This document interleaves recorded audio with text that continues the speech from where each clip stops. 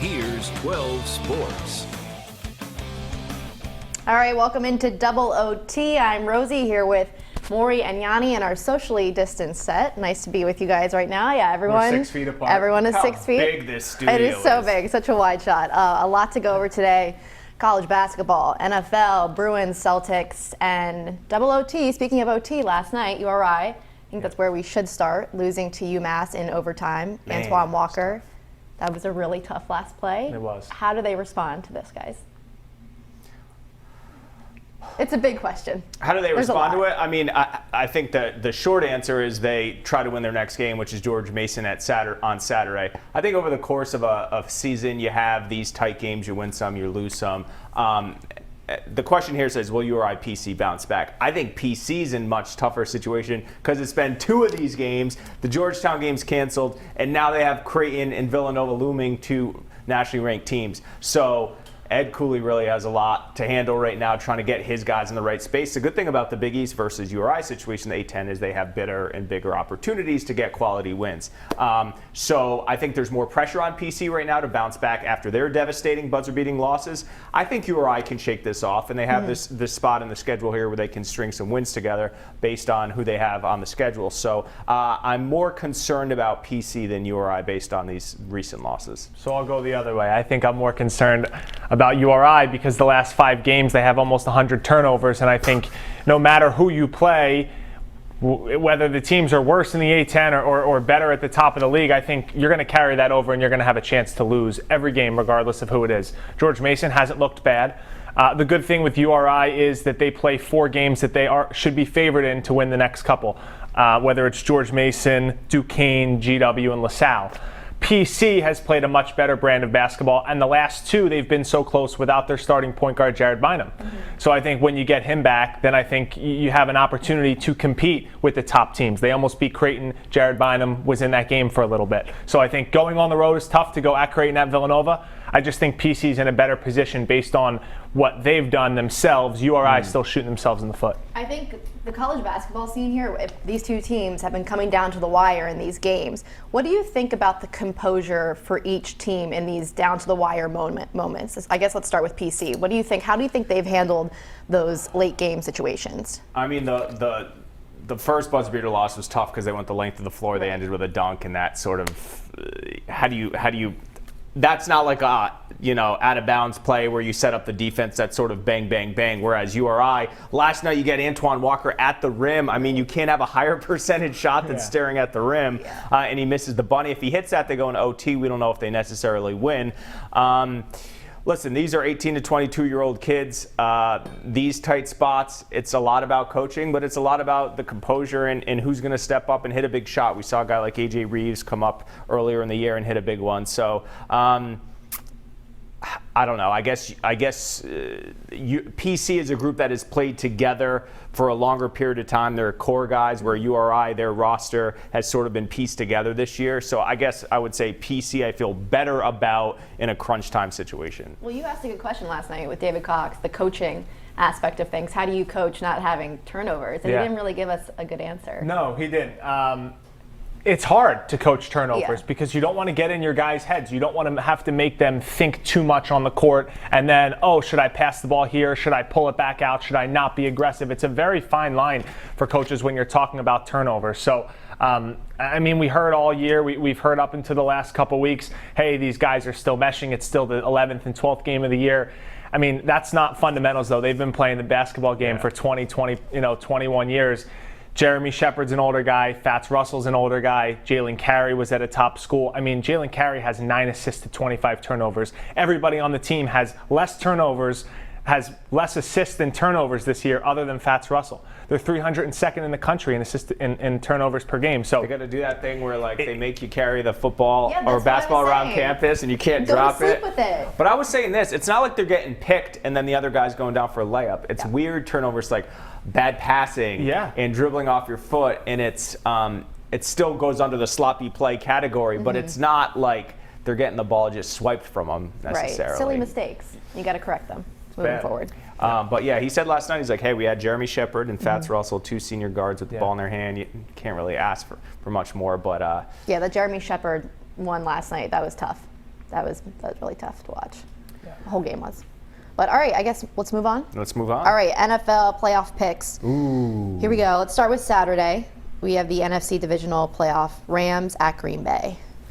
So last week, remember we were talking about Goff versus, is it Wofford? Wolford? Yeah. And we were like, oh, Goff will be fine. Turns out he didn't start, ended up coming in, winning. I like the Packers at home. They're in Green Bay. It feels like Aaron Rodgers is pretty confident right now. All he cares about is his Jeopardy hosting duty. And so I like them at home. The quarterback position's still sort of up in the air with the Rams as to who goes and who's going to succeed there. But their defense looked really good against Seattle. So I think this will be close, but I like Green Bay in this one at Lambeau. Okay. As long as the Rams don't get a turnover, I think the Packers are fine. Yeah. I cannot stand the Packers for some reason. I just don't get how they're good. They have one good wide receiver. Aaron Jones has been phenomenal the last 2 years. I still don't have him in that top 5, top 10 tier of running backs in the league. Their defense is okay. They still, every single year, the last few years Matt LaFleur's been here, 12, 13 wins, a first-round bye. They're deep into the playoffs. This is a year I'm going to pick them. I think they beat the Rams here, but go figure. This is the year that I pick them, they're going to lose. And the other years when I don't pick them, they go on and win. So as long as they don't turn the ball over, that's the only way the Rams can I think, stay in it. Devontae Adams, Jalen Ramsey, that'll be a cool matchup. All right, and then AFC divisional playoff, Baltimore at Buffalo. It's the late game. This is going to be a cool game, right? Yeah. Josh Allen, Lamar Jackson, 2 stud young QBs. I like Buffalo. I keep saying they're the second best team in the NFL after Kansas City. It was a close game last week against Indy, but they sort of got hosed on that call. I think everyone sort of agrees that was a fumble, or that's what your eyes tells you. I like Buffalo. I think their defense is good enough, and Josh Allen continues to make plays. Stephon Diggs has arguably had the best year of anyone as a wide receiver. And I like the Ravens, but if Buffalo gets out early and goes up 2 scores, we've seen this from Baltimore, even though they were down, 7 or 10 last week against Tennessee. I don't think they're great at coming back from a huge deficit. So I like the Bills in this one. I like the Ravens. Oh. Plus the points. Okay. What's the spread? I think it's 2.5 as of right now on Thursday afternoon, 3 o'clock. I like the Ravens. I don't know why. I think I'm on this revenge tour. Lamar Jackson out to prove everybody wrong. Obviously, the playoff. He had been billed as not a big game quarterback, lost as a 1 seed last year. I'm all about them. I think it's going to be a close game, but for some reason, I don't know, whether it's John Harbaugh and the playoff experience, he's not afraid to go on the road. He's been here in New England and pulled out key wins.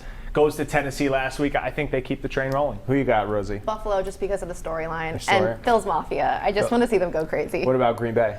Green Bay. I will pick Green Bay, I think. I think either I don't know. game. I haven't really thought about that I can one see yet. all 4 games other than, actually, I think Kansas City rolls Cleveland. Yeah, I can see 3 of the games going anywhere. Sunday, Cleveland at Kansas City. Chiefs, I know it's been a while since we've seen them. The one of only 2 teams with a bye. They rested guys week 17, but they're the number 1 seed for a reason. You could argue they went 15-1. They could have gone 16-0 if they didn't lose that game to the Raiders, who didn't end up even making the playoffs. I think their offense is too good, too dynamic, and as we saw last year when they were down 20-plus to Houston, even if they're down, they're never out. Agreed. Like Patrick Mahomes needs a minute to go down the length of the field to score. So I like Kansas City over that, but I think it's all in all a good, successful season for the Browns. New head coach, first year during a pandemic. They lose OBJ.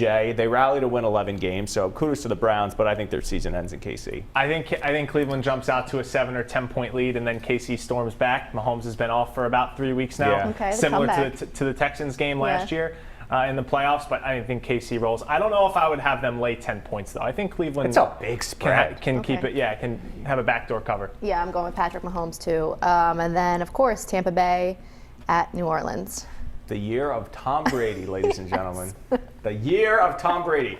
What's that sports cliche? It's hard to beat a team 3 times.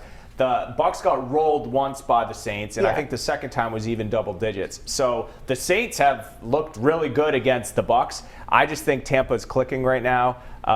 Brady is being the maestro. He's distributing the ball out to all of his weapons. And I think they've steadily, since that rut sort of in the middle of the season, they've steadily improved. I don't know. Did the Saints impress you guys against Chicago? No, not really. No, I mean, Chicago is a good Tampa defense. Bay. No, not no. I mean, against Taylor Heineke and the Yeah. Washington football team. I'm just sort of riding the Brady mojo right now. and I like that. Who was it? Is it Chris Godwin that had like 7 drops that game or something like that? He kept dropping the ball. It might have been him, yeah. Yeah, so Yeah. I mean, you can't obviously. I think if he doesn't drop the ball, they'll be fine. Yeah. But who do you have? Sure, I'll go Tampa Bay. Why Yeah. not? I think it's important for us up here in New I think England. so too. How There's about more eyeballs on How our- about if the Bucks win and somehow the Rams win? The Bucks host the NFC Championship as a 5 seed and the Super Bowl Yeah. should they win there. Yeah. That's wild. That's big. I think it's cool though too from a Brady perspective. He's got to go through Breeze, then Rodgers, then Mahomes. Yep. Arguably the 3 other best QBs in the NFL. So this would really be another feather in his Hall of Fame cap. So I think this sets up cool. Great. You know, when it's number 1 all time passing touchdown leader versus number 2 all time, this could be it for Breeze. This could be his final game. Great storyline on Fox Providence Sunday. And will it prove that Brady didn't need Belichick? Or we're not going to get into it? No, we can get into it. I mean, here's the short answer to that.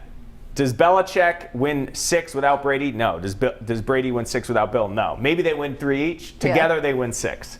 They each needed each other. They were not better as solo acts. If Aaron Rodgers or Drew Brees were with Belichick, they probably win 3, 4, whatever the number is. Consequently, if Brady had Andy Reid instead of Belichick, maybe he doesn't win 6, he wins 3 or 4. But together, it was the perfect storm of them each being, I think, the best at their respective jobs and winning 6. To beat those 3 and win your 7th and have the most ever, that'd be pretty impressive. It might be his most impressive playoff run. I think Run. so too. Of his Yeah, career. there were some years where they had some cupcakes running through. and figuring out that you started in the wild card round. Yeah. You had to win.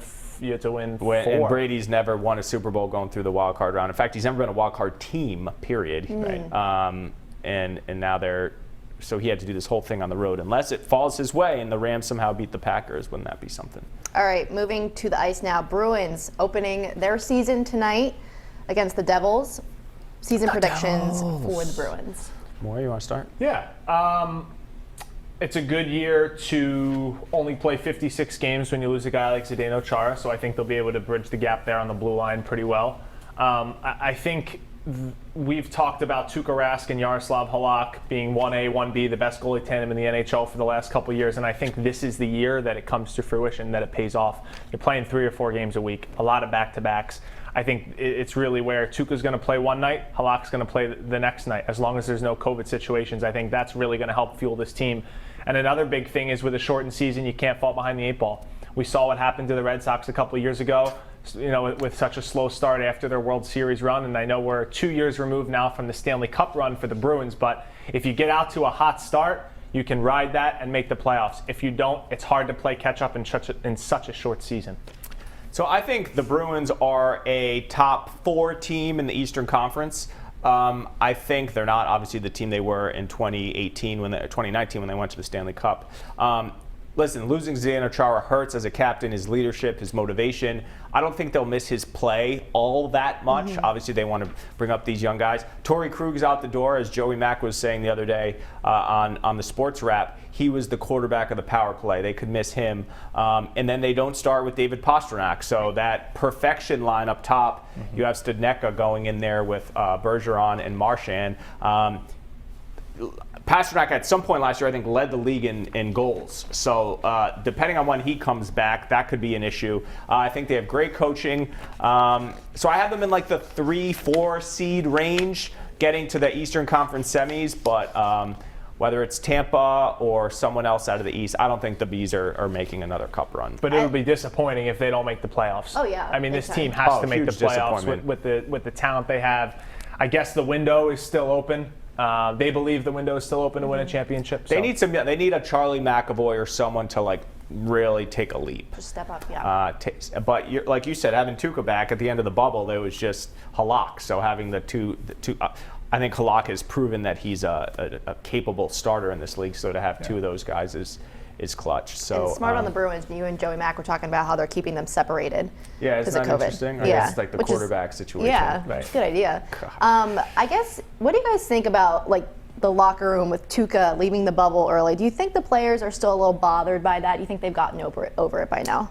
I think they got over it. I think at the time it was. I think it was poor PR. I mean, listen, it's a family situation. He said his kid was sick. Ambulance had to leave the bubble.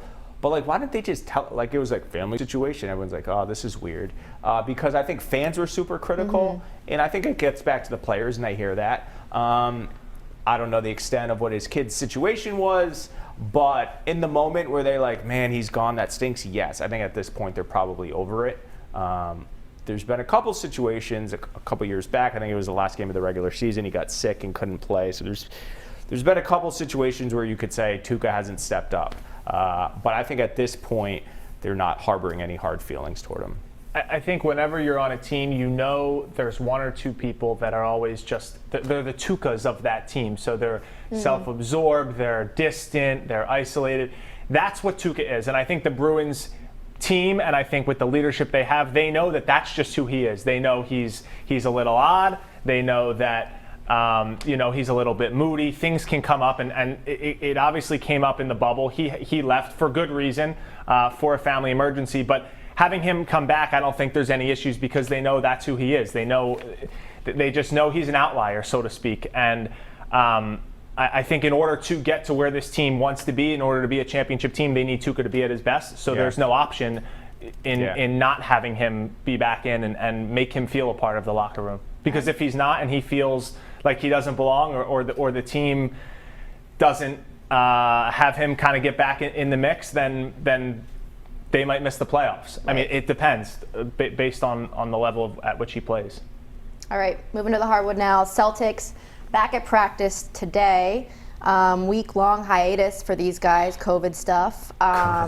In the meantime, James Harden is now on the Nets. Huge trade yesterday.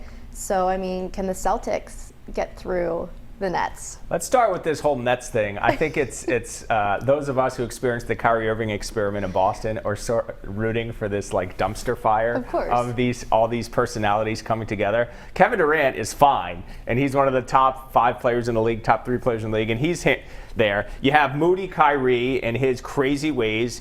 Hasn't been around the team, didn't even have the courtesy to tell his coach, hey, I'm out of the mix for a while. You see these pictures of him at a family birthday party. We don't know where his headspace is. So then you bring in Harden, who literally got fat to get out of Houston. Like, he ate his way out of Houston. So how is this going to work between Kyrie, Harden, and Durant? There's only one basketball. That's what everyone keeps saying, right? So who gets the shot at the end of the game? We've seen these super teams sort of make it work, but like Harden's such an ISO guy. Kyrie can be... all 3 of them can be ISO guys. So are you taking turns being ISO guys? Are you going to move the basketball around? Are you going to call a play? All while they have this head coach, Steve Nash, who's trying to manage all these personalities. He's never been a head coach before. So obviously, talent-wise, if you tell a GM or a coach, do you want 3 of the 10 best players in the league? You'd say yes. It's just going to be interesting how they piece it all together. So yes, they have more talent than the Celtics, but the Celtics and their fans have to hope that the Nets are a dumpster fire and somehow this doesn't work. There's no way that we should even be talking about the Nets because the Celtics are the 4th or 5th best team in the Eastern Conference right now. All right, so who do you have above them? Philly, Well, they didn't Milwaukee? beat Miami with a full healthy squad. Yeah. They failed to beat the Bucks. And maybe the Sixers are better this year with a better head coach and some different pieces. All right, so you have Philly, potentially Philly, Brooklyn, Milwaukee, and Miami. So you have them 5. Correct. That's probably I would say fair. Miami. Yeah, I guess so. We know they can't beat 2 of them. Sure, they've had the Sixers number in the playoffs a couple of years in a row. But I think the Sixers have taken a step this year. So I think the Celtics, before they even get to the Nets, have to get through 3 teams. Are you guys, as Sixers fans, upset you didn't get Harden? Because it looked yesterday like they were the favorite prior to the Nets news. Yeah, I was. At first, no, but they were asking, I think, for just a little too much. Yeah. And they were asking for Simmons, Maxey, Matisse, and I guess depending picks. on, and some draft compensation. Someone was saying that Morey at the end of the day, I don't know if too cute's the term, but it was like squabbling over like this pick or that pick. He probably could have gotten it done. Sure. He's probably one of those guys that always just wants to win the trade. Right. And then so yeah, this is fascinating. I mean, it's funny, you mentioned this last week or whenever we were talking about the Celtics missed their window of LeBron leaving the East, and then sort of Giannis was thrust in there. Last year they're in the bubble. They get a Miami team who they maybe could have beaten, and that didn't work. So it's like just when you think the Celtics are getting above water in the East, they sort of come back down. But Brown and Tate have been an awesome. We'll see how when Kemba backs, how he's integrated back into this team. I wouldn't count them out, but Right. I wouldn't just say they're make the a good favorite point, in the though. East. Yeah, you just need star power in the NBA. Yeah. That's what it is. And Yeah. But here's the thing, though, is that KD and James Harden have played together before in Right. OKC, Right. no championship. No champ. And Yeah, with so Westbrook then- at one They were point. young. Yeah, they were young. You're right. That's They a were good young. point. That Harden is a different player today. No doubt. Yeah. I don't know anyone that thought Harden, when he left OKC, would become an MVP, most efficient scorer in the NBA type guy. But yeah, it'll be interesting to see how all those personalities work out. And does Kyrie always thinks he's the best player on the court, smartest guy in the room. Does he? Because he famously said this offseason, like, oh, playing with KD, first time I knew someone else could handle like the last second shot. He played with LeBron. That was a dig at LeBron. Does he trust Harden? Like, how do those situations work? So I will say this from a Nets perspective. In a vacuum, is the trade good? I don't know. They gave up too much. But, like, you're going all in. And Yeah. what did Toronto do the year they won? They went all in for Kawhi Leonard. And so I sort of respect it in a way.